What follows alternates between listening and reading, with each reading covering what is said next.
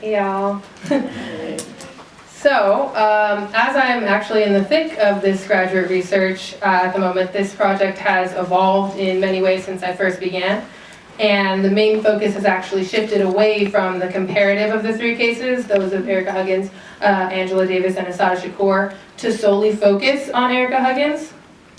This shift is due specifically to difficulties I faced in obtaining the primary documents at the center of my work, which are the trial transcripts for each of these individual cases. So the transcript for the State v. Huggins and Seal was donated to the Yale Law Library by Paul Bass, who covered the trial for the New Haven Independent and also co-authored a book called Murder in the Model City with Douglas W. Ray. And so since he had those trial transcripts and donated them to the library, they're easily accessible through the Yale Law Library website, and you can even download them on like your Kindle. It's on my Kindle. But the transcripts for Angela Davis and Assata Shakur, me, Joanne Chesimard, as she's known by the state and on her current FBI wanted poster, proved much more difficult to obtain in a timely manner. So after visiting the reference librarians here at the Young Research Library as well as the Law Library here at UCLA, I discovered that accessing those two transcripts will require journeys to the original counties in which the trials took place. So that would mean Marin County, California for Davis and Newark, New Jersey for Shakur. And even then, due to the dates of the trials in the 1970s, there's no guarantee that they would be saved or accessible, and I would need funding to obtain copies of those. And we all know how funding can be difficult to come by, again, especially for a master's thesis. So therefore, for the MA thesis I'm currently working on, it's not feasible. However, I still believe that Davis and Shakur have a lot to tell us about the ways in which Black radical women were perceived by the state and how they subsequently survived violent repressive tactics. So the comparison will be saved for a future dissertation. Still, in the midst of tracking down those trial transcripts, I simultaneously scoured historical newspapers. My BA is actually in print journalism, so that for me was a really important point and a very fascinating focal point of the way we perceive Black women. So I looked for coverage for all three women and their trials. And as each case was high profile at the time it occurred, there was an abundance of articles for me to sort through.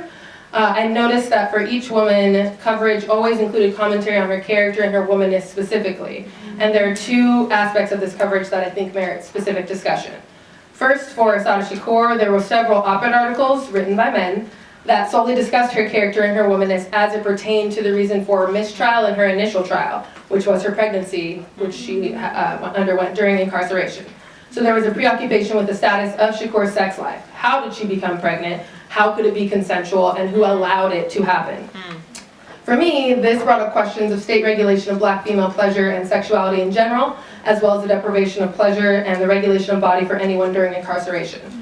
Though these questions are beyond the scope of the current project, I found them intriguing nonetheless. And secondly, articles concerning the Erica Huggins trial always discussed her as secondary to her co-defendant, Bobby Seale. Nearly every headline referred to their joint trial as the Seale trial and as Huggins as the Seale co-defendant. And almost all of them discussed Huggins only briefly, except when it came to her appearance on the witness stand in her own defense, which Bobby Seale did not elect to do. This is understandable in so much as Bobby Seale was then national chairman and co-founder of the Black Panther Party, and he was also simultaneously undergoing trial in Chicago. So overall, he was a much more high-profile person for the New Haven case. However, I think it merits mention that the few articles I have found thus far that do discuss Huggins specifically and thoroughly seem to focus on parsing out her character and how it pertains to the case and specifically to her perceived motive. This was true of the trial itself as well. The question in trial became whether Huggins was the seductress and the cold-hearted interrogator, the hardened Black extremist, as the state claimed, or was she actually, quote, the railroad dreamer, the sensitive poetess portrayed by her attorney, Katie Rohrabaugh, end quote. The ways in which Huggins' character is dissected as if she can't be multifaceted, as if the dreamer and the revolutionary are not necessarily linked, is, I believe, an argument saved for revolutionary women and Black women specifically. The State v. Huggins and Seale is of special interest to me for several other reasons. I believe that it is an interesting case study of both the Black Panther Party as well as state violence as a repressive force against Black radical groups in the civil rights and Black power eras. The Black Panther Party for self-defense is at once infamous and vastly misunderstood.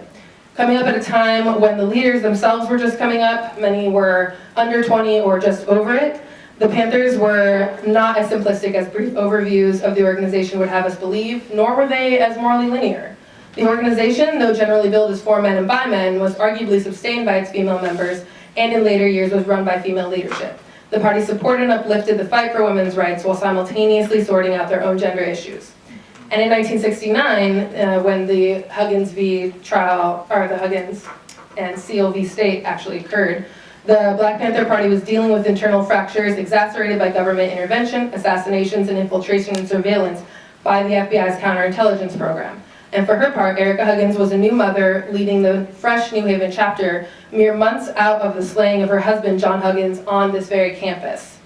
After John's funeral in early 1969, Huggins was called to open and act as deputy chairwoman of a party chapter in New Haven. And in doing so, she became the first woman to open a chapter and to hold that position. I say all of this not to make excuses for party behavior, nor for Huggins. Alex Rackley was still tortured and murdered at the age of 19, and part of my work is to find a balance between not forgetting that violence, even as my focus is on the violence of the state. But rather, I say these things to complicate our understanding of revolutionary movements and historical retellings. These moments and these actions are as complex and multifaceted as the human beings driving them.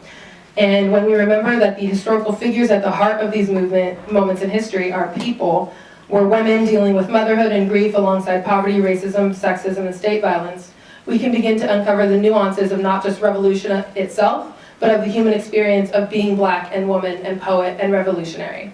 And in doing so, particularly in examining how women like Erica Huggins, Angela Davis, and Assata Shakur survived and maintained their revolutionary poetry in the face of state violence, we can gain knowledge from our living ancestors about how to tackle these same issues today and how to maintain the poet and the revolutionary in each of us. Thank you.